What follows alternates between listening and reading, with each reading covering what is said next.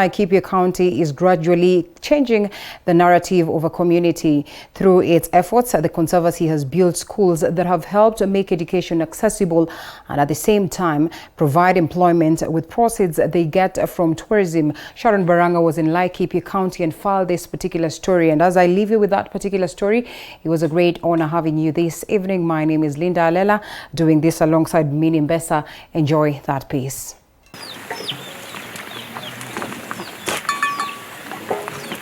As the rays of the sun begin to pierce into the Earth's atmosphere from a distance, signaling the start of a new day, Patino Kuyayo is up and ready to prepare for a long day he's going to have in school.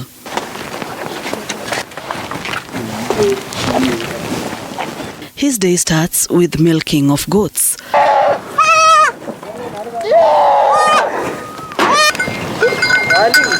Patino lives in a small village in BAMBA Conservancy in Laikipia County.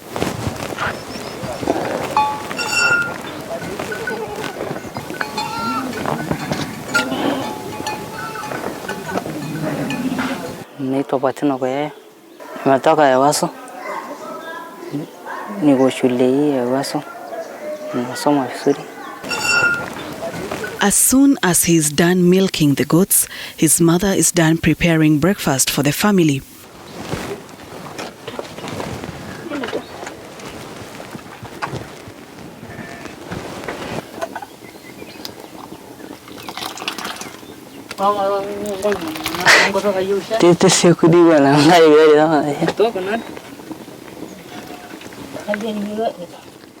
Patino quickly sips the hot tea as time is not on his side. He has a long way to cover to Ewaso Primary School. On his way to school, he will walk with children from his neighborhood.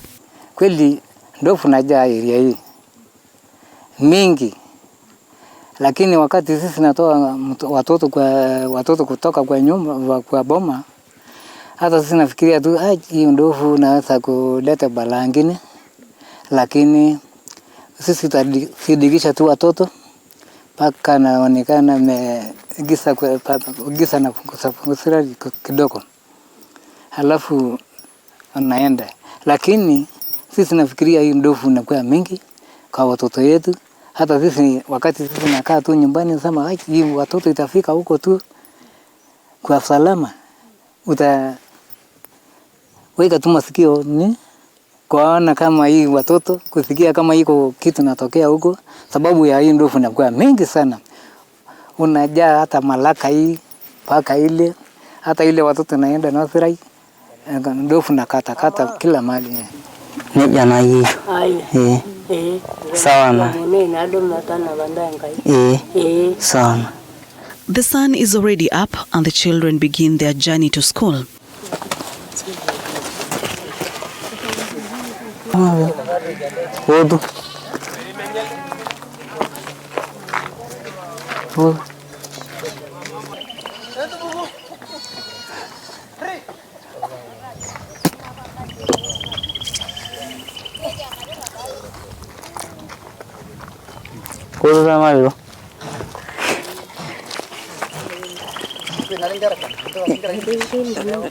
One that they are familiar with.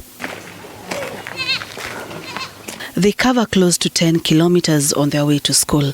They say they are used to walking the long distance. Their only worry is an encounter with an elephant, which can disrupt their journey to school.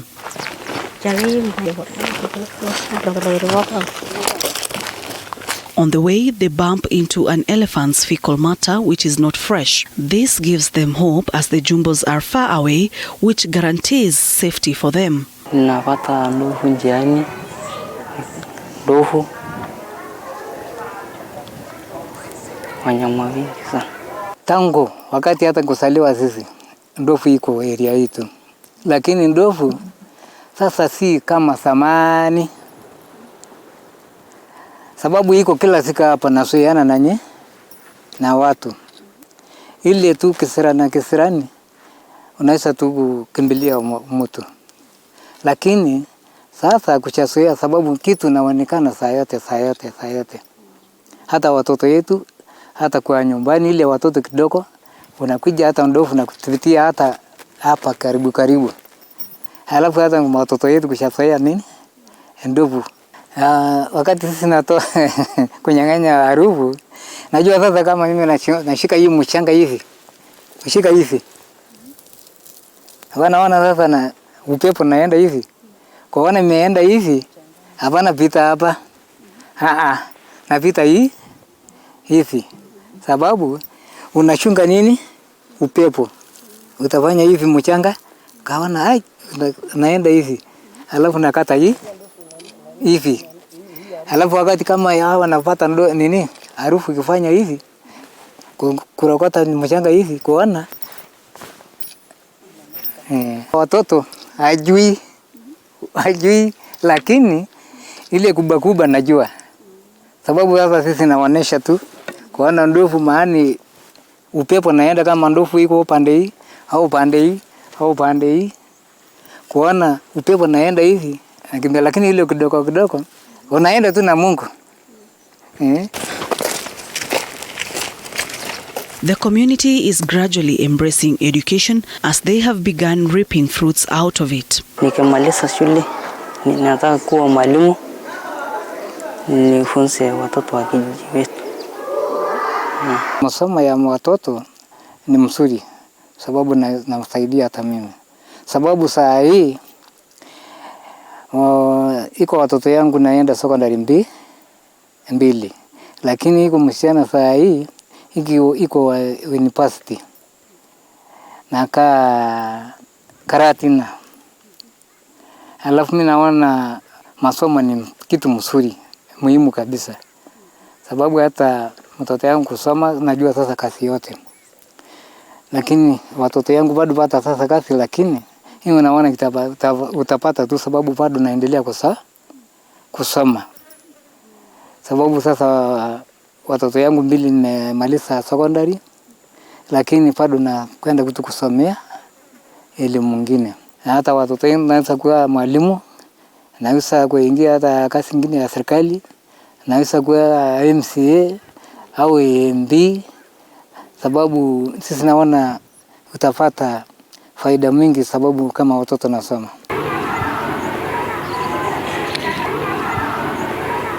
After about 2 hours, the children make it to school. Some of their schoolmates come in as late as 10:30 a.m. as they live very far from the school. The farthest village where some pupils of Ewaso Primary School come from is Munishoi village, which is over 15 kilometers away. These pupils have to overcome some obstacles before they get to school, from the fear of being attacked by elephants, walking for long distances under the scorching sun, all in a quest to acquire an education. We have some cases of elephants killing kids, injuring. So basically that's the main challenge. Though, as a conservancy, we have a program, a project known as the elephant fence. We are doing an elephant fence to fence off the settlement area, because the settlement area is where you get the shopping center, the schools, the water points. So we are actually fencing off the elephants from settlement where they can interact with people easily. So basically that's a project that's almost to start in a month time. It will start because we are only waiting for the NEMA certificate. It has gone the entire process. So we hope soon we will be able to mitigate the elephant, the challenge that these kids incur when coming to school.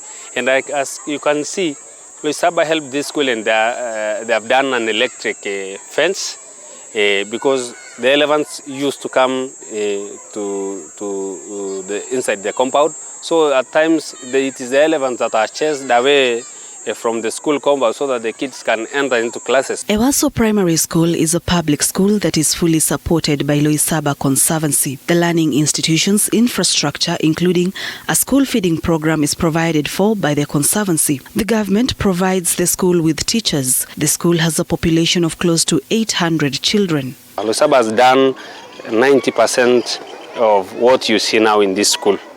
This school is here because of Laikipia, and the money that comes out of conservation from the lodges and from other donations through Loisaba, it is actually what is supporting this school. This school has a library, a modern library, which has computers that as well supplement the laptops that were given by the government. The only teachers that conservation is now employing is the ECD, teachers, whereby we have two classes. One teacher is being supported by the county government, and that one is being supported by conservation. We're responsible for all the infrastructure development at the Owasso Primary School. There was 8 classrooms, 2 dormitories, a refectory, library. We provide internet connection and laptop computers. We support with 2 teachers there. And then we have the Marijo School, where we support with school meals for children. We also support school meals at Owasso. And then we have our most recent development project is the Amani School, which is on the edge of the P&D area, near an area called Posta, where we've developed classrooms and teacher housing. And we hope to extend to dormitories and a refectory in the following year. We also provide scholarships that are based really on conservation. So well-wishers, clients who come from international, sponsor children, we ourselves sponsor children. And I think to date we've had in excess of 160 scholarship students that have gone through to tertiary education.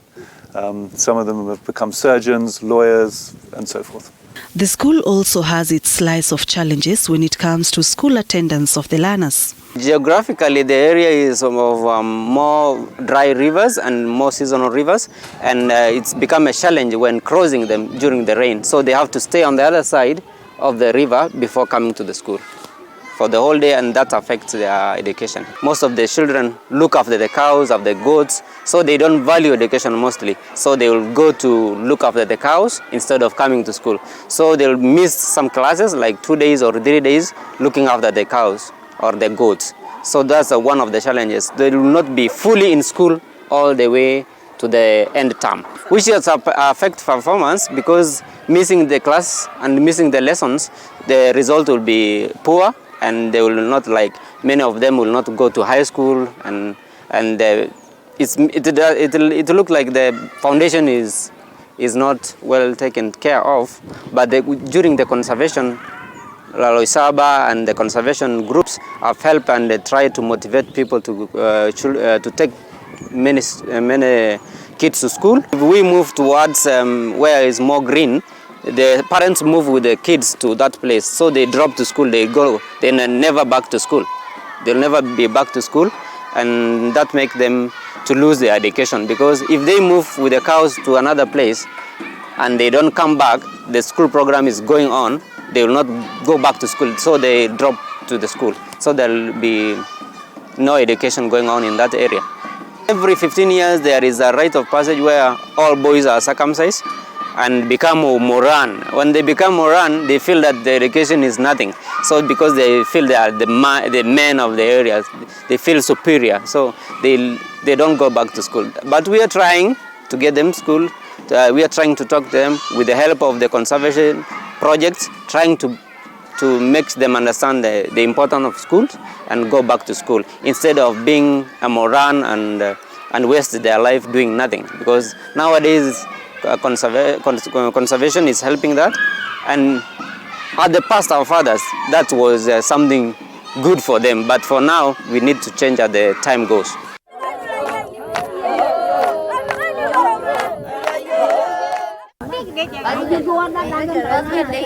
Loisaba Conservancy also works on empowering the community economically. So economic empowerment, the real base energy comes from creating jobs and employment. So the Conservancy, together with our tourism partner Elawana, I think to date we're employing probably around 350 people in permanent jobs and some casual employment. 80% of those people that are employed come from the local community or Laikipia County. So it's real empowerment, and we're creating jobs in a rural area which does not have employment as such in the formal sector. We also are cognizant of the fact that those employees have a lot of dependents that rely on them. Up to maybe 10 people rely on those employees. So our impact is stretching to close to 4,000 people are impacted by the employment here. We also engage with the cultural manyata. We send clients to visit and understand Maasai culture. They pay visitors fees. They see Moran dancing. There's beadwork that's produced by women's groups that's bought. We do a lot of purchasing from the local area, Nanyuki town. Our fruit, our vegetable, the food stuff all come from there, spare parts and so forth. So we're an engine for development in a rural area. The pangs of COVID-19 did not spare the community here, but gradually they say things are looking up and they are hopeful for better days in 2022. 2020 was forecast to be the best year ever for Kenyan tourism, Kenyan wildlife tourism, and for Loisaba. We'd been looking at close to 50% occupancies that were forecast. Unfortunately, the pandemic killed everything, as we all know, and last year was a disaster. We had very little occupancy, maybe just a little bit around Christmas. But this year, since June, we've seen some real green shoots of hope coming up. We've seen international travelers returning, particularly Americans. And I think we'll probably close off the calendar year with something in the region of maybe 20% occupancy, which will be just below a break even, but we're creating revenue that will help drive our model. And we've also seen a real uptick in resident Kenyan tourism coming and seeing the beautiful country that is their national heritage. When Kenyans weren't able to travel abroad, a lot of them were traveling in country and coming to these very special, they're high-end accommodations at places like Lobdell Springs, but people are really beginning to understand and appreciate them.